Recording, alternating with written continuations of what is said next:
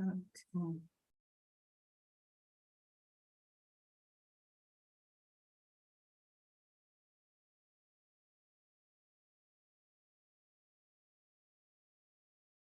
Hi, everyone. Welcome to World of Women, Zita's Healthy Beginnings World of Women podcast. Today is July 25th, and we're here once again to welcome you all. Hi, everyone. And to share with you World of Women, Zita's Healthy Beginnings World of Women podcast to work. Today is July 25th. Let's see what happens. And we're here once again to welcome you all. Hi, everyone. And to share with you of women healthy beginning trying to get this to work. Today is July 25th. Let's see what happens. And we're here. So sorry about that. Yeah, so I welcome all of you to World of Women podcast. And this evening we're talking about trying to evaluate what this podcast has done to for us.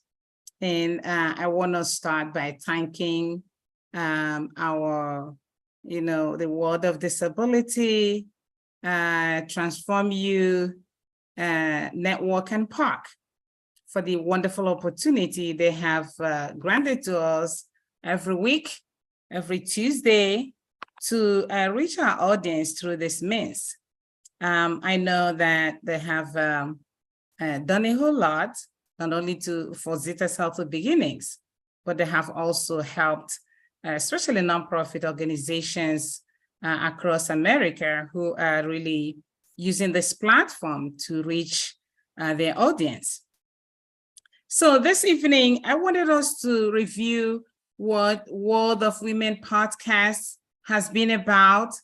We're getting to 2 years in December, and what we have done so far.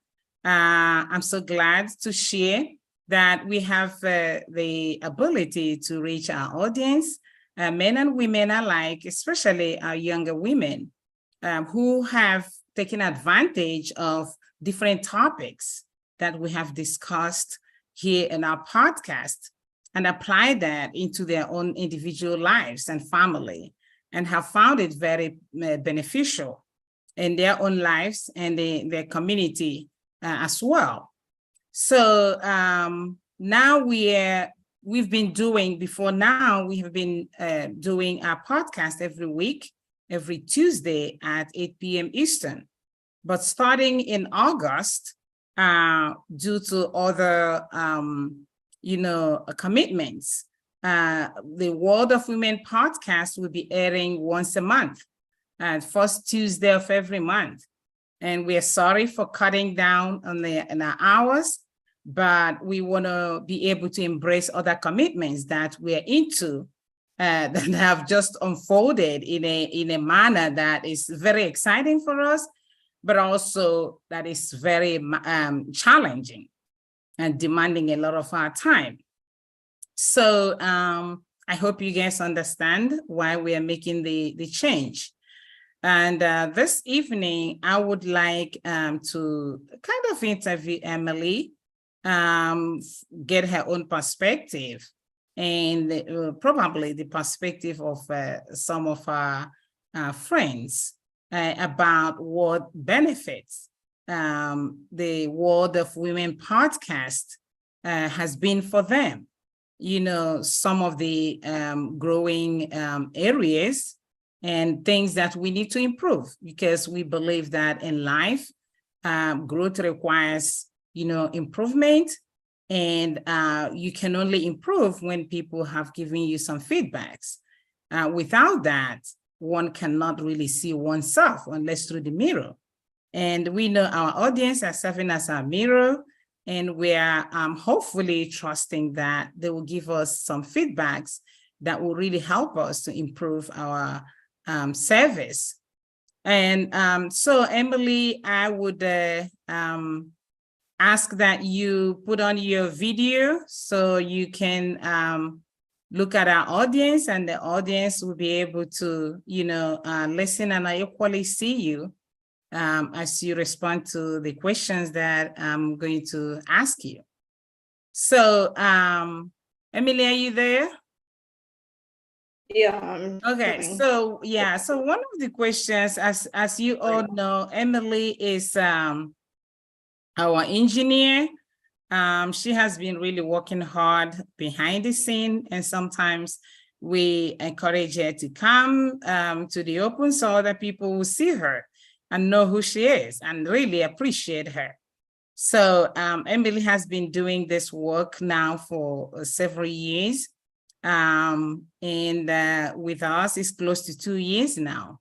And I just wanted Emily to talk to our audience and explain how did the Disability Channel, how did it come about, and what was actually the, what was the vision or the dream for starting this podcast that, that everybody pretty much is benefiting from. So can you please give us a little bit of a background about this? So the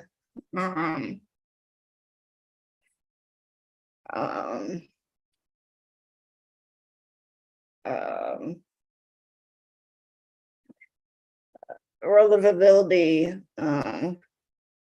podcast and podcast network was started a few years ago by Kurt Roskoff and Marcus Hart, and it was kind of coming off of the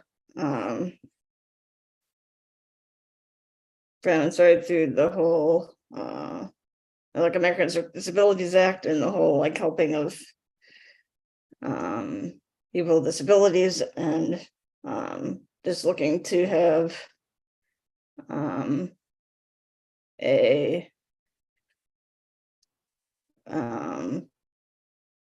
way to have help people like put their message out there, and to just like see what Zita and all the women have been doing, and help everybody kind of promote their organization. And so that's kind of a little bit of background about it. Okay. Yeah, thank you. And since you guys started this wonderful podcast, how many organizations or individuals would you say you have supported through this means? And I mean, it could be an estimate. It doesn't have to be, yeah.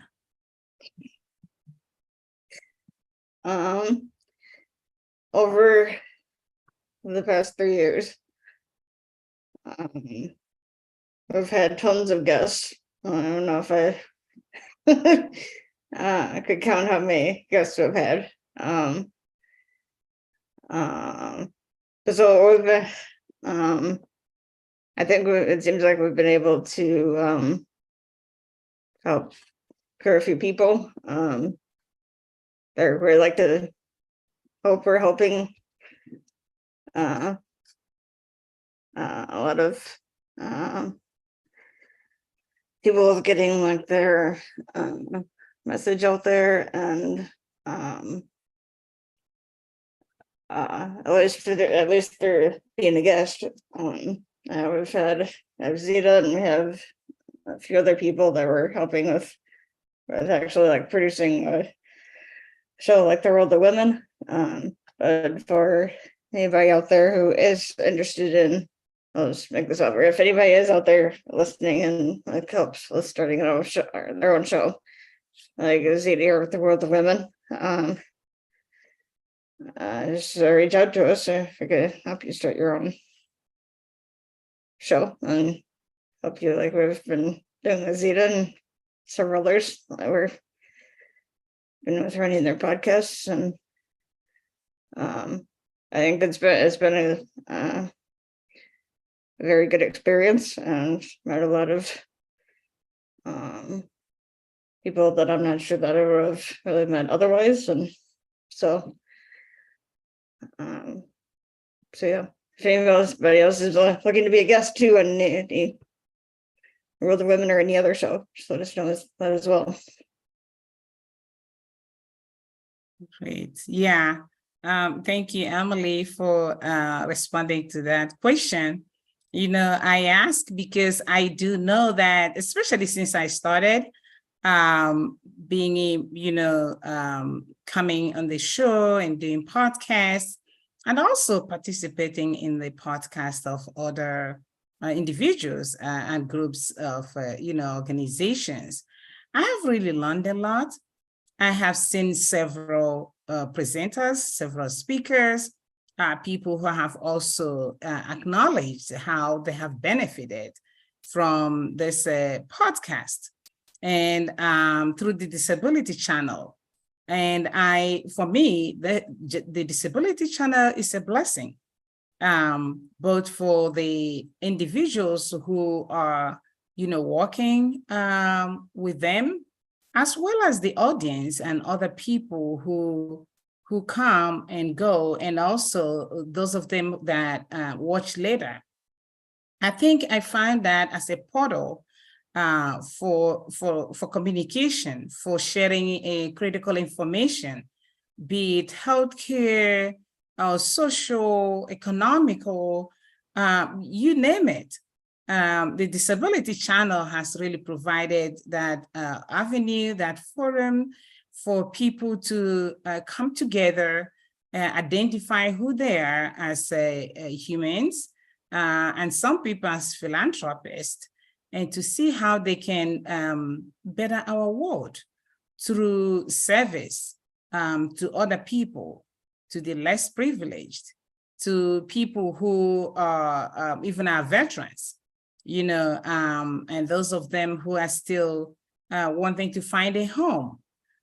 So this is all of this have also been made possible through the generosity of this podcast that we are doing. And one thing I believe is that, people start, one person or two people come together and they're like, okay, we deem this important. We deem this as a service to humanity. Why don't we, start something? And I believe that was how Kat and the other guys thought about it, felt it's something that will benefit humans. And through this means that other people will come to not only recognize the Disability Channel, but also connect with the world, actually, through the Disability Channel. And that has happened to our organization, to our podcast. Through this means, we have actually been able to communicate globally and locally. And we have connected with like minds, people who have learned from us, and people who have really taught us a whole lot. So what I'm using this opportunity to also do is to advocate for the Disability Channel and to let people know the wonderful work they're doing. Kat, Emily, everyone else who has, given their time and energy to see that this Disability Channel fulfills its own purpose.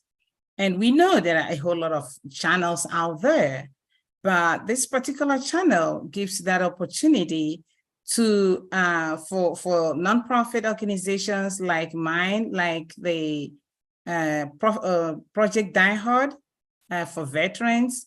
They give the opportunity to connect with individuals who really need our services, but also connect with people who are interested in donating to us or supporting what we do. So this is very important, and we want to, again, appreciate the work they're doing, and also to ask, our audience out there to reach out to us in support, and also bringing more information that you guys know, sharing information that will help to propagate the good news, to propagate the good work and services that we do every single day to reach out the less marginalized, the less privileged, the marginalized. And when we talk about that, marginalized, less privileged, Zita's Healthy Beginnings focus on paying attention to the need of the mother and her child. Globally, the health issues that really challenge the women and children is great. And we know that we have always sourced for resources that will support, that will really alleviate the sufferings of mother and baby, especially when it comes to mortality. A lot of women globally are dying through childbirth, and babies are dying through prematurity, lack of nutrition, and other causes. And we have recognized as an organization that in order to really help to reduce this whole incident of mortality, both in the mother and the child, that a key point here is education. Education at all levels. Sometimes people think that they know it all, but when you come down to it, we know that all of us have areas of growth. And when it comes to women and children, it's even more important because the research has it that, for one to kind of gauge the health of any nation, you can only know that through that yardstick you use to measure the health of the mother and the child in that nation. And we know that what is going on today in the United States is nothing to write home about. In fact, in the developed world, United States lags behind when it comes to maternal and infant mortality. They're actually the highest. And it is so painful because when you look at the great nation we live in, and know the resources that we have, in fact, one of the best healthcare providers you can think of is here in the United States. But when we look at the incident of maternal and infant death, you find out that it doesn't really tally, it doesn't make sense. Why are we having high infant mortality and maternal rate when we have the best healthcare service in the United States? But we have been able to work out a few of the causes, the root causes. One of them is the lack of access to healthcare. Yes, there are medical services are available, but majority of people who are in the minority group don't have access to healthcare in the United States. And it could be for different reasons, maybe geographical location, maybe lack of insurance, or even ignorance could be part of it, and biases could be part of the reasons. And we find out that a lot of young mothers who are getting pregnant and having babies, most of them are not really educated. Most of them are not prepared. physically and psychologically for the job ahead. Many women get pregnant not having support, not having family support, not having social support. And what happens is when these women are ready to have their babies, in most cases, they haven't really prepared well, but in terms of doing their prenatal, care that they need.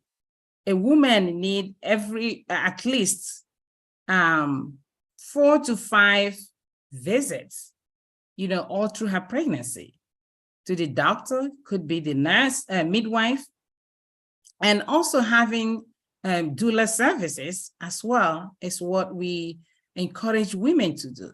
Because what happens is that during pregnancy, not only that, life doesn't stop, life still continues for the woman. And these days we are noticing that a lot of women who are also having babies have 1, 2, 3 jobs. They are the head of the families. They're single mothers. In fact, statistics has it that almost 70% of families in the United States are being run by single mothers. So can you imagine when a young woman who's trying to make both ends meet gets pregnant, probably she has a couple other kids she's taking care of, finds herself in that situation without support? What happens? This woman with the stress going on in her own life, since she's going through pregnancy, she is also having the social challenges. And of course, if she has a job, 1 or 2 jobs, she's equally dealing with that stress. What does stress do in our lives? Many of us are aware that stress can wreak havoc in the life of a normal, regular person. And when you look at that, what it does to a pregnant mother, it's even more. And that is how we see some of the outcomes of pregnancy these days being so challenging and being so pathetic, because you see some women falling into depression, postpartum depression right away. You find out that some of the babies have issues even from birth. All of this, some people even blame relate that to genetic issues. But the fact remains that physically, mentally, we're all humans at that level. And whatever that didn't, get taken care of will have a ripple effect in the life of the woman as well as the life of the babies. So knowing some of these problems and possible solutions will help us to support our mothers, support our families, support our communities, and actually reaching out also to the global world. We keep talking about this, and that's what advocacy is about. That's what education is about.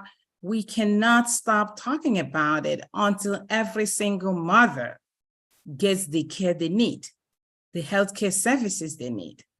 Because when a mother is healthy, you can be sure that her baby will be safe and healthy as well. But when that does not happen, we all suffer, whether we want to acknowledge it or not. It's not only the mom that suffers, the family suffers, community suffers, and even the nation suffers as well. So one of the things that we're doing in order to protect women and to curb this problem is to encourage, speak to the power that be, and encourage women to speak up wherever they are. Speak up for your right. You have every right to be pregnant, to have your baby, to breastfeed your baby. And we know with what is going on, the social life these days, again, women are being challenged in so many different ways that they have little or no time for themselves and for their babies, especially after delivery. The healthcare insurances that people have don't provide the services that are required. Recently, there's a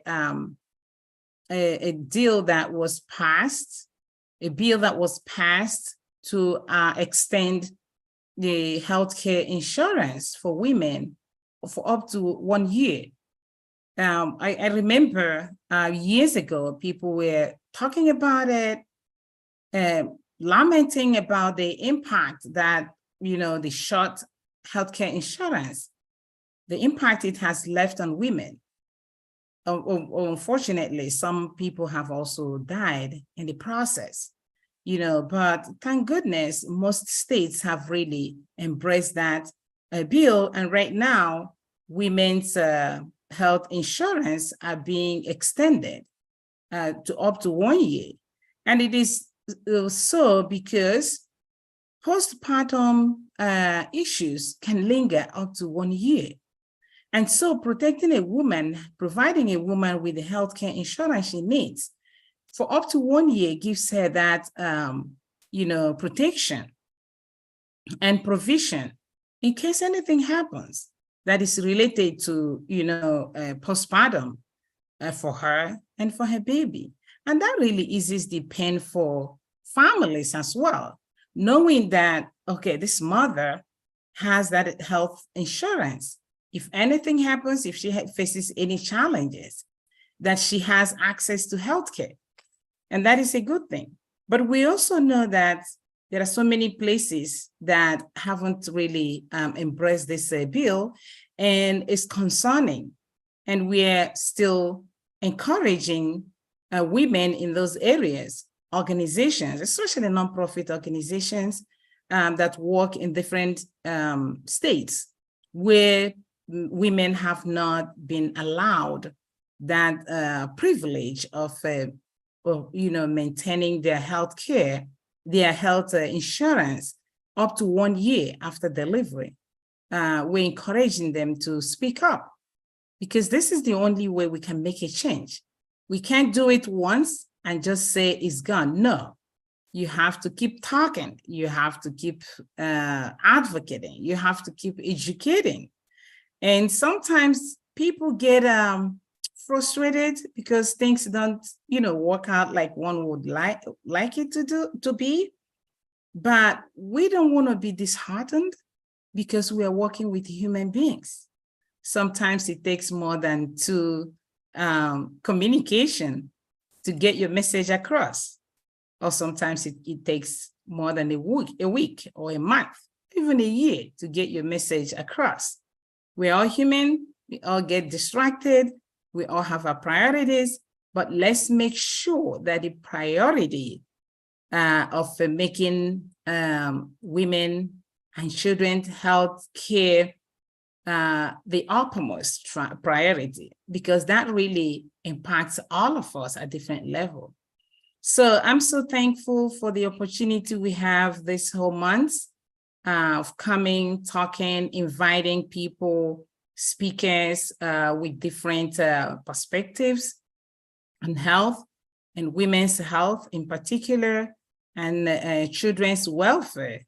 They have come along, they have shared, and we are so thankful to every one of them.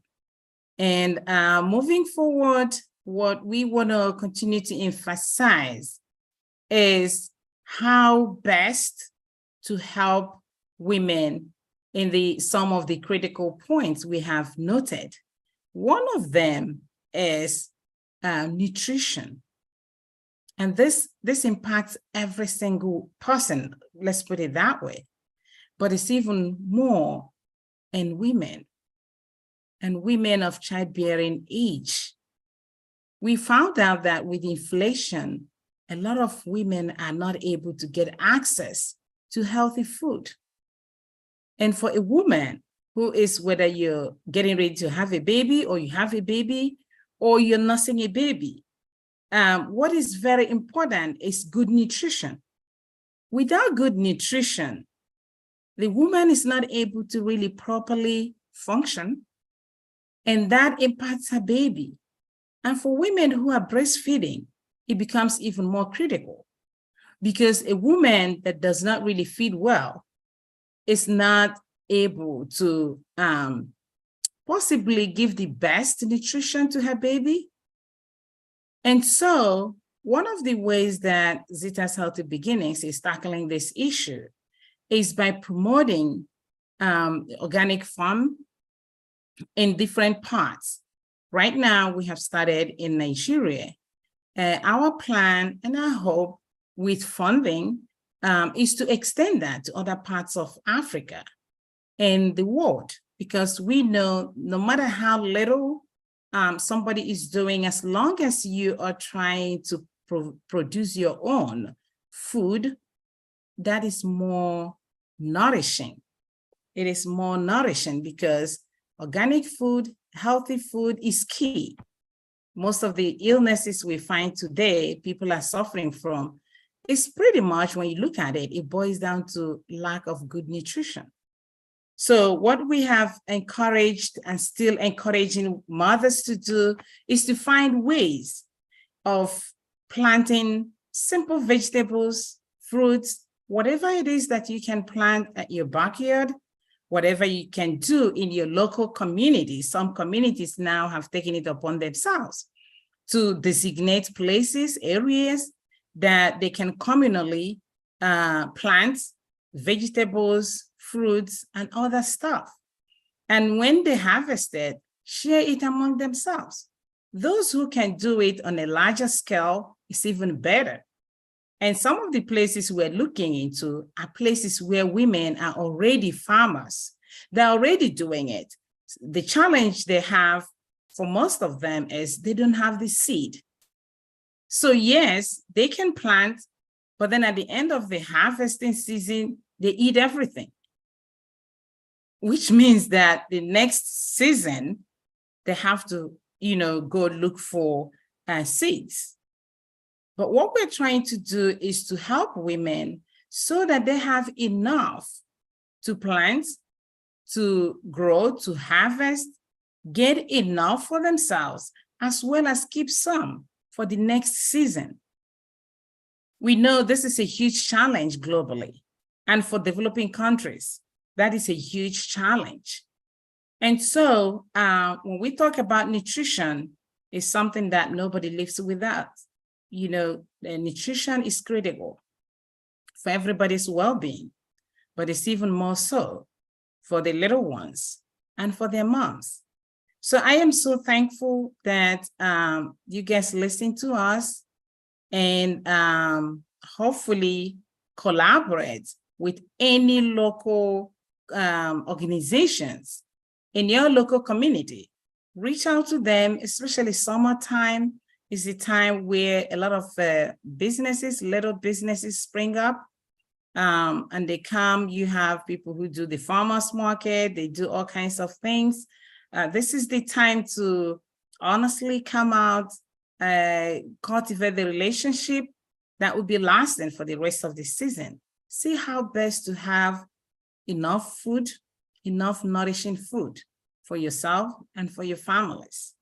And bear in mind that we have our priorities for our mothers and their babies, and of course the family. So I don't know if anybody has any questions on what we've just talked about. There's always the need to support people who are really less privileged, people who are unrecognized, because it's only when we do that that we can collectively identify as one. So I am so glad that we have this opportunity to talk about this. And hopefully we are all working towards doing the best for all of us. And I'm so thankful that Card and his team are working towards supporting people, organizations, individuals who have some important service, to offer. If we have, an outlet where we can share who we are and what we do, it goes a long way to support everybody. So I'm so thankful for what they're doing and what they continue to do for all of us, for Zita's Healthy Beginnings, Word of Women podcast. Thank you so much, and continue to do what you do. We're also asking other people to please reach out to them, appreciate them for what they, for what they are and who they are and what they're offering us. And if there's any way you can support, it would be appreciated, highly appreciated. Zita's Healthy Beginnings is embarking in another mission trip in August. And what we are doing is nothing but continuing the work of supporting women and children. In Nigeria, we're hoping to go to Nigeria and to other countries to see what is going on and how women can be supported. And we will appreciate any show of interest from anybody, groups, to support what we do in the developing countries. Here in the United States, we continue to embark on education, advocacy, and training for our doulas. Again, we need help. We need support. Reach out to us. You have our email address. You have our phone number. And we are also on Instagram, Facebook, LinkedIn. Please reach out to us in any way possible and see how you can help collaborate with us. And let's keep this wonderful work going. So until next time, I would say thank you so much and stay safe.